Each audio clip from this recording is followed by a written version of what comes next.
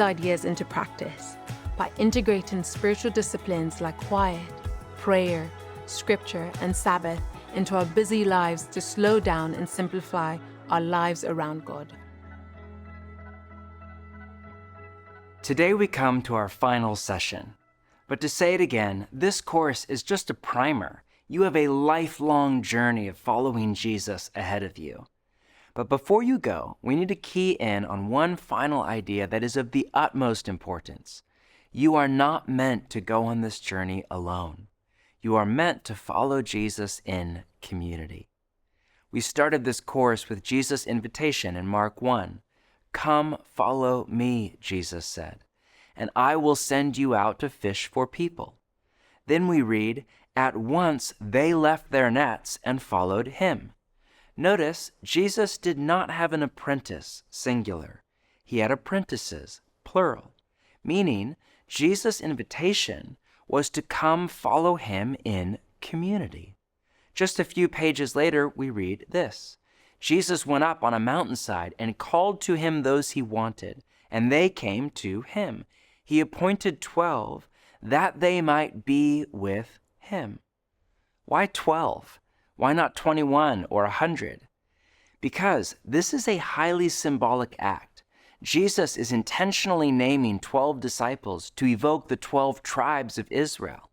It's Jesus' way of saying he is forming a new family. What we call the church is not a building or an event. It is a new family, not based on blood, but on apprenticeship to Jesus. Just a few sentences later, we read this. A crowd was sitting around him, and they told him, "Your mother and brothers are outside looking for you." "Who are my mother and my brothers?" he asked. Then he looked at those seated in a circle around him and said, "Here are my mother and my brothers. Whoever does God's will is my brother and sister and mother." The word Jesus used for brother and sister is adelphoi in Greek. It literally means sibling. It comes as no surprise that in the writings of the New Testament, the word adelphoi is the only other moniker used just as frequently as disciple. The Apostle Paul uses adelphoi over 130 times in his letters. One of the main ways Paul and the New Testament writers explain Jesus' work is through the metaphor of adoption. Through Jesus, we have been adopted into the family of God. God has become our Father, Jesus our older brother, and our fellow apprentices have become our siblings. When my wife and I adopted our daughter Sunday, she became both our daughter and Jude and Moses' sister.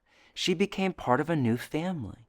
In the same way, to become an apprentice of Jesus is to become a part of a new family, one that transcends all the lines that divide us, race, class, gender, politics, all of it. Meaning, and please listen, Jesus desires not just to form you into a person of love, but to form a community of love. Now, this has all sorts of implications for our apprenticeship to Jesus. You can't follow Jesus alone. Not you shouldn't, you can't. The whole point of the spiritual journey is to become a person of love. Jesus called love the greatest commandment. Dr. Todd Hall of Rosemead School of Psychology calls the Christian faith a relational spirituality by which we are loved into people of love. This means that spiritual formation is a relational process at its core. You simply won't get very far in your spiritual journey if you try to go it alone. Dr. Joseph Hellerman put it this way: spiritual formation occurs primarily in the context of community. Persons who remain contented with their brothers and sisters in the local church almost invariably grow in self-understanding, and they mature in their ability to relate in healthy ways to God and their fellow human beings. This is especially the case for those courageous Christians who stick it out through the often messy process of interpersonal discord and conflict resolution. Long-term interpersonal relationships are the crucible of genuine progress in the Christian life. People who stay grow. People who leave do not grow. This is why church is so essential. But by church, I don't just mean church attendance. Sunday worship is a crucial part of our formation. But while God works through all shapes and sizes and styles of churches, it's usually in the smaller, more relational spaces where we experience the most profound change. There is a growing body of research from the social sciences that groups relationships into different categories based on group size and the depth of vulnerability. One of the most widely accepted paradigms is from Dr. Robin Dunbar of Oxford. It's called Dunbar's number. He calls our inner circle our intimates. This is 1 to 5 people max, who deeply know us as we are, our shadow and our light, and who, ideally, love us as we are. Of course, many in the West have no intimates, the fallout of Western individualism and the breakdown of the family. But hopefully, you have a few people you can bare your soul to, a spouse or best friend or mentor. The next circle is our friends, which goes up to 15 people. This is the people we do life with. We practice the one another's of the New Testament. We help each other move. We go on vacation together. We share meals. We drop off groceries when people are sick. This is our community. The next threshold is around the 150-person mark. Sociologists call this the law of 150, as 150 is about the maximum number of people we can be in relationship with, and it's the optimal group size for human organization. While there are some very large churches, this is also about the size of most local churches, and we draw on this wider social network for all sorts of things. This is our village, per se. The final circle is our tribe, the larger group we identify with and belong to. We don't know all these people personally, but this group is where we get a vision of life and a call to live with meaning and purpose. For many in the secular world, this could be a company or political party or a sports team. For us as followers of Jesus, this is the Church of Jesus. And when it comes to our spiritual formation, we need relationships across all 4 circles. Jesus had relationships at every layer. He had 3 intimates, Peter, James, and John. He had the 12 and a few close friends like Mary and Martha. Then he had the group of 120 in Jerusalem. Then the larger church that he left behind. Healthy people have relationships in all 4 circles.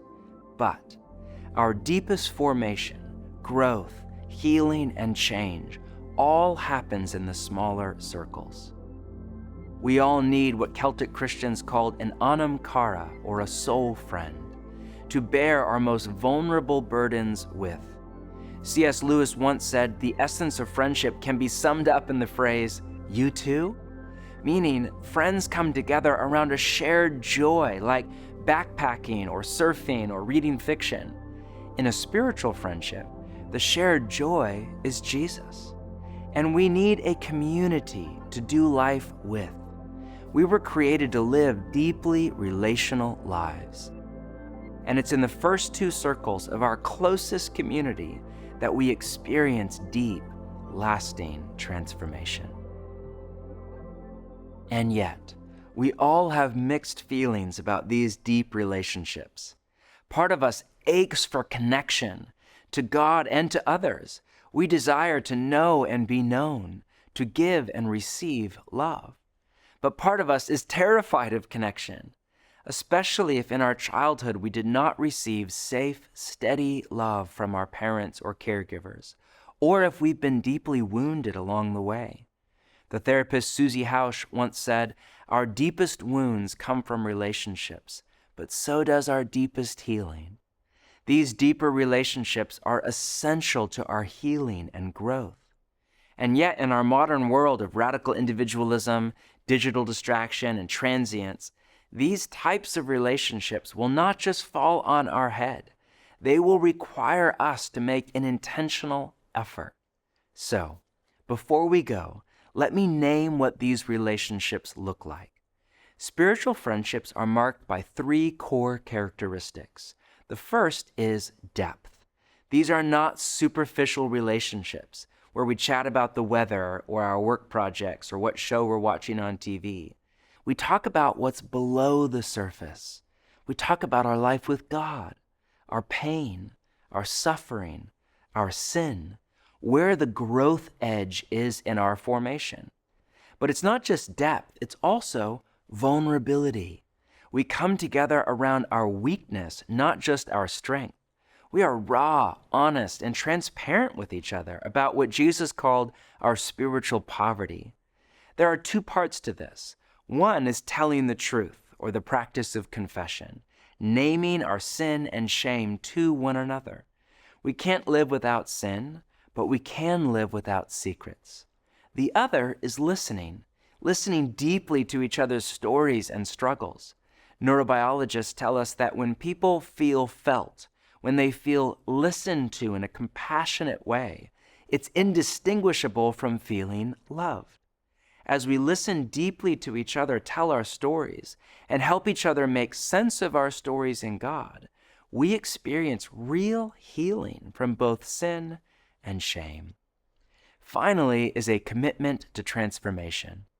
When monks join a monastery, they take vows, one of which is called conversatio morum, or conversion of life, which is essentially a vow to lifelong spiritual formation, to never stop growing.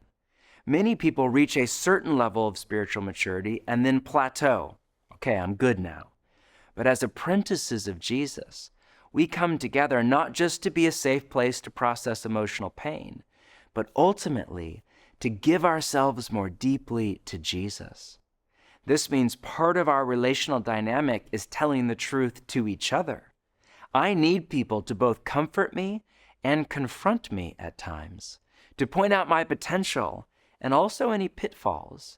And while I rarely need a full-on rebuke, I regularly need people to speak hard truths into my life. Spiritual friendships do not work if one member is not fully committed to the transformational journey. Depth, vulnerability, and a commitment to transformation. Here's the thing. It's possible to go to church every Sunday and even be in a small group, but never have these types of relationships. I was in the church for years and never had any relationships like this. I never let anyone get that close. When I first woke up to Jesus' call to community, I started small. Our family began to share a weekly meal with a few other people. Then some of them moved into our neighborhood and we started doing life together, watching each other's kids, going running together, throwing block parties, going on vacations. Then we started to confess our sins to each other. Eventually, we started living by a rule of life together. We kept going to church on Sunday, but most of our life together wasn't around a stage, it was around a table. And as romantic as that may sound, we had to learn the hard way about what Dietrich Bonhoeffer called the wish dream of community. In his book, Life Together, he writes, "Those who love their dream of a Christian community more than they love the Christian community itself become destroyers of that Christian community, even though their personal intentions may be ever so honest, earnest, and sacrificial. No actual church or friendship can possibly live up to the wish dream of the ideal church or friendship." Honestly, I can tell you, after many years of living in community, it is not easy. And when it goes wrong, it's incredibly painful. But when it goes right, it's a glimpse of eternity and time. Living in community has changed my life.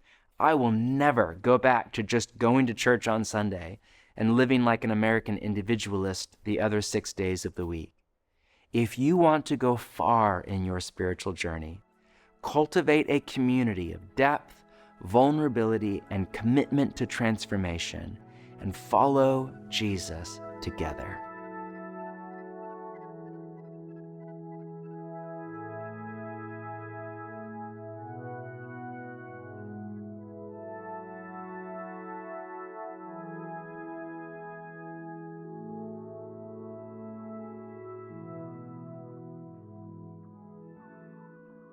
I am Dr. Charlie Dates, Senior Pastor of both the Salem Baptist Church of Chicago and the Progressive Baptist Church.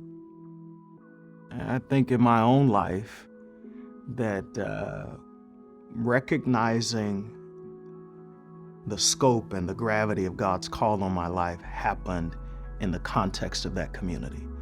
Don't get me wrong, I knew that God had called me, but it was the church, the people who we literally did life with, who saw in me what I felt going on in myself.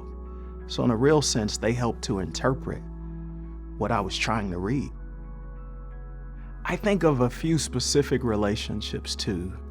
Maybe the best way to get at it is to say, and I cannot prove this, but I wonder if David and Bathsheba would have never happened had David replaced his relationship with Jonathan. That there was a void there that kind of created a vacuous hole as he ascended. And the longer I live, the more I preach, the greater the grace I feel like that I experience. I'm acutely aware that the same community that helped affirm God's call on my life is the community God assigns to help set the boundaries for my life. Well, without telling you all of my business in front of your cameramen, let's just say that I'm thinking of one in particular. God has used, and I have several, but God has used one relationship to keep me out of a lot of sin. I know that's like something brave to say probably in front of a camera, because these days in cancel culture, you can't be a preacher and somebody finds out you got a sinful thought, it's over. Well, I don't give a care, because the thoughts I have are already shared with people who love me and know me. And so a deep relationship, much like I think David and Jonathan had, is meant to refresh, equip, and protect you very often from yourself. And over time, the beauty of these relationships over time, and this one in particular, is that I've got somebody who knows me deeper, wider, and can almost anticipate my own unique, let's just say proclivities that might not be as honorable, and can challenge those the moment a conversation comes up. Just this morning, I was confessing my sin to a brother, and I love it. So when you know that's wrong, we're not gonna do that anymore. But I understand how you feel. and there's a sense in which I do not feel as if someone is looking down on me in a condescending way, but someone struggling together with me. And we're kind of going up the upward way together. And I live for it. I love it. Grateful for it.